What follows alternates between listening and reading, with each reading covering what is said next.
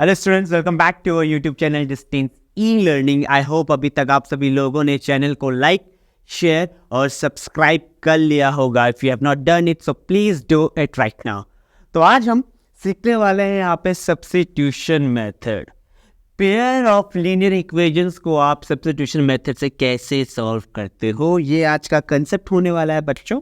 Okay, आपके पास free methods है syllabus में। ओके, कोर्स में जो मैथमेटिक्स में आप यहाँ पढ़ने वाले हो, 3 मेथड आपके पास है जिससे आप पेयर ऑफ लीनियर इक्वेशन को सॉल्व कर सकते हो। सबसे पहला मेथड मैंने यहाँ पे आपके लिए लिखा है, वो है सब्स्टिट्यूशन। दूसरा मेथड है बच्चों एलिमिनेशन। तीसरा मेथड है क्रॉस मल्टीप्लिकेशन मेथड, जो आपके सिलेबस से रिमूव हो चुका है लेकिन हम उसे करेंगे। ओके, देखेंगे उसका कंसेप्ट कैसे होता है। क्वेश्चन नहीं, लेकिन क्रॉस मल्टीप्लिकेशन मेथड को हम समझेंगे कि क्या होता है। अब आपके पास सब्स्टिट्यूशन मेथड से ही पता चल रहा है कि हमें कोई चीज सब्स्टिट्यूट करना होगा। ओके, कोई चीज सब्स्टिट्यूट करना होगा, एक जगह पे दूसरी वाली वैल्यू को हम क्या करेंगे, सब्स्टिट्यूट करेंगे। ओके, किसी की जगह पे दूसरी वैल्यू को फिक्स करना ही सब्स्टिट्यूशन मेथड होता है। अब ये वर्क कैसे करता है इस पे देखते हैं। तो यहाँ पे 2 पेयर ऑफ लीनियर इक्वेशंस में लिख रहा हूं बच्चों, x plus y equals to 10 and x minus y equals to 4। अब यहाँ पे 2 पेयर्स ऑफ लीनियर इक्वेशन बहुत ही सिंपल है। ओके, कोफिशिएंट्स हर जगह 1 1 दिख रहा है। ओके, सबसे पहले चेक करो सॉल्यूशन पॉसिबल है। ओके, अब आपको रेशो मेथड क्लियर है। ओके, पहले चेक करो कि सॉल्यूशन मिलेगा अभी नहीं।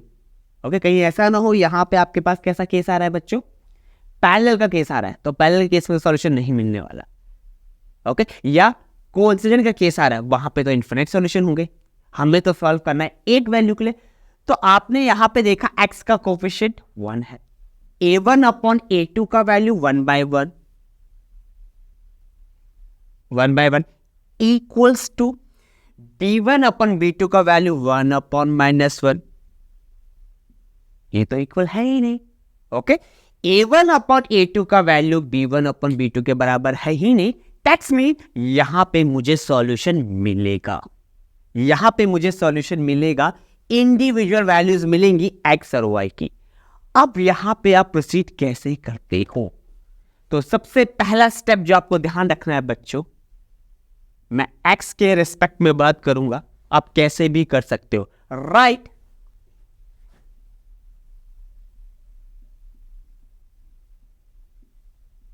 x in terms of y।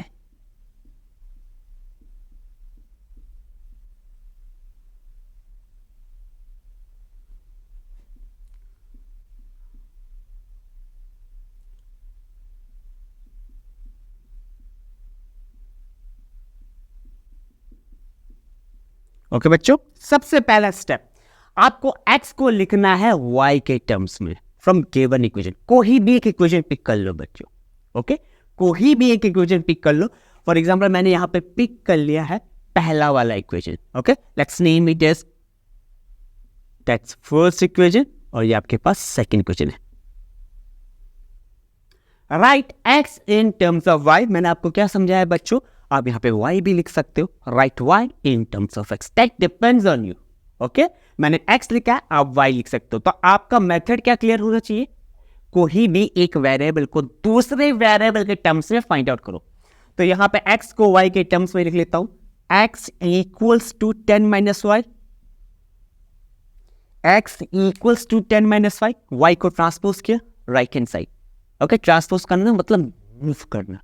इसे भी नेम कर लो थर्ड इक्वेशन बच्चों,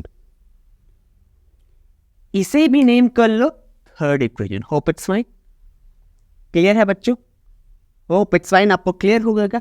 x equals to 10 minus y, मैंने थर्ड इक्वेशन क्यों नेम करा, क्योंकि इक्वल टू का साइन है। अब स्टेप 2, ओके, सब्स्टिट्यूट द, आपने x का वैल्यू फाइंड आउट कर लिया है टर्म्स ऑफ y। अब आपको सब्स्टिट्यूट करना है, substitute the value of x, the value of x in remaining equation। अब यहां पे सबसे बड़ा कंफ्यूजन क्लियर करते हैं। सबसे पहला कंफ्यूजन बच्चों के माइंड पे अराइज होता है, सर क्या हम 1 से ही x का वैल्यू फाइंड आउट कर सकते हैं? नहीं बच्चों, आप सेकंड से भी फाइंड आउट कर सकते हो। ओके, अब यहां पे मैंने रिमेनिंग क्यों लिखा है? रिमेनिंग इंपॉर्टेंट है बच्चों। आपको जिस इक्वेशन से आपने x का वैल्यू निकाला है, ओके, उसके छोड़कर दूसरा वाला इक्वेशन, उस पे वैल्यू फाइंड आउट पुट नहीं करना है। ऐसा नहीं कि आपने यहाँ पे x + y = 10 निकाला, यही वैल्यू पुट कर दिया, कंसेप्ट रॉन्ग हो जाएगा। अब रिमेनिंग इक्वेशन कौन सा है?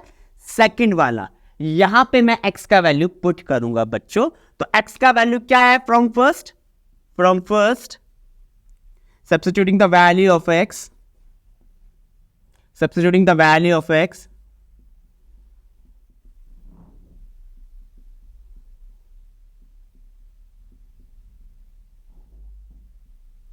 in equation second. Hope it's fine. Substituting the value of x in equation second. तो सेकंड इक्वेशन है x - y = 4, x का वैल्यू है 10 - y, तो यहाँ पे आ जाएगा 10 - y = 4।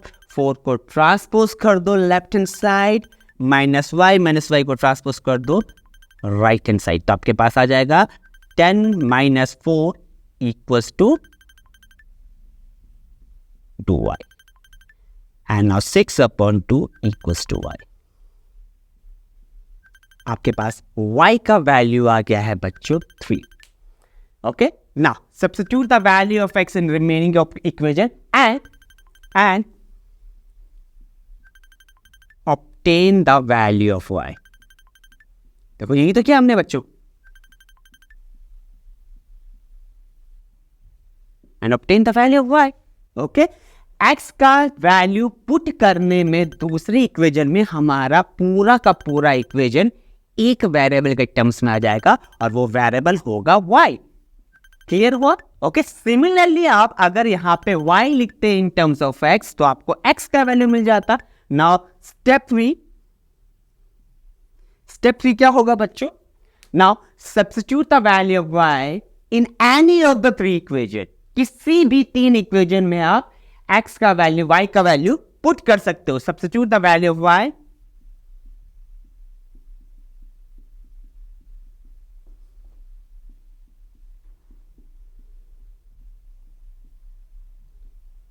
in any of the equation of the 3 equations to obtain value of x। Okay, अब आपके पास 3 इक्वेशन है बच्चों यहाँ पे, फर्स्ट, सेकंड, थर्ड। ओके, आप क्या करोगे? आप अगर थर्ड पे पुट करते हो डायरेक्टली आपका वैल्यू आ जाएगा x = y का वैल्यू 3 आया, 10 - 3 टेक 7, तो x का वैल्यू 7 हो गया। सिमिलरली अगर आप यहाँ पे पुट करते हो x - y = 4, तो y का वैल्यू 3 है, -3 इधर जाके राइट हैंड साइड पे प्लस हो जाएगा, तो डायरेक्टली 4 + 3 7। अगर पहले पे पुट करते हो x + y = 10, y का वैल्यू 3 है, x = 10 - 3 7। तो तीनों इक्वेशंस में आप पुट करके x का वैल्यू फाइंड आउट कर सकते हो, जो कि आपको 7 मिलेगा। अगर यही आप y लिखते हैं यहाँ पे, तो स्टेप्स क्या हो जाते हैं? Write y in terms of x from the given equation. Substitute the value of y in the remaining equation and obtain the value of x. उस केस पे आपके पास x का वैल्यू आ जाता और मेथड सेम होता। आई होप आपको substitution method clear हो गया होगा बच्चों।